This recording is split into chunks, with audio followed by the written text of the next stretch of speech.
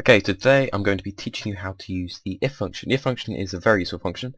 Used in many programs to work out just what you've typed in is right, or anything really, passwords, everything. So I'll teach you I'll show you how to write a small program that will use the if function. So we can make a password program. So what I'm going to do is, oh, it's in caps. Okay. So let's do password equals input, and then we can do you may enter. So now, if it'll ask us to enter password, if the password is duck, it'll print you may enter. If the password is not duck, it won't do anything. So, if I type in hello, nothing will happen. If I run it again by pressing F5, and then I type in duck, there we go, you may enter. Okay, so now what we want to do is we want to have another thing come up if you type in the wrong password. So what we're going to use is we're going to use a function called elif, which basically is else if. So anything that does not equal duck will then be moved down to this if function to see to go through whatever I'm going to program in next. Obviously you can just use the if function if you want to, but using the elif function is actually more efficient. I can say about that in a different video, but anyway, so elif password. This time we're not going to be using equals, we're going to be using exclamation mark equals, which means if the password is not duck, so this basically rules out everything else apart from the word duck.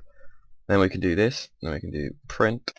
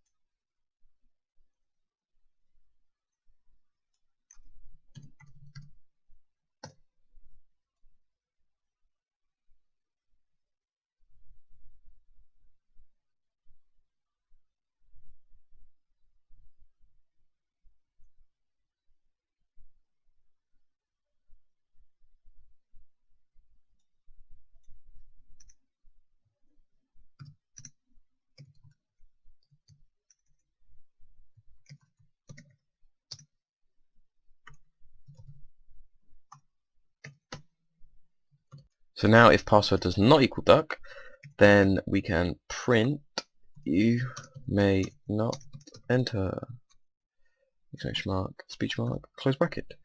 So now if we test this, we can do enter password.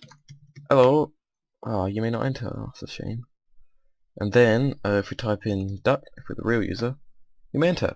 So there we go, simple program, good fun.